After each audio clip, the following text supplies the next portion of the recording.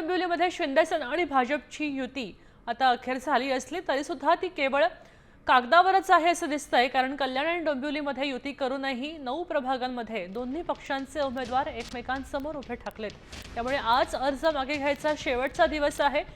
युती धर्म पाळला जाणार आहे की मैत्रीपूर्ण लढत होणार आहे याकडे सगळ्यांचं लक्ष लागलंय।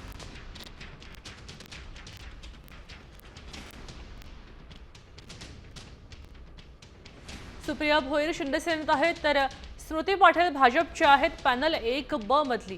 तर पॅनल 7 अ मध्ये विजया पोटे शिंदेसेना, पॅनल 9 ड मध्ये प्रतीक पेंडकर आणि नरेंद्र पुरोहित शिंदेसेना आणि भाजप, पॅनल 21 अ मध्ये जनार्दन म्हात्रे आणि प्रदीप जोशी भाजप आणि शिंदेसेना।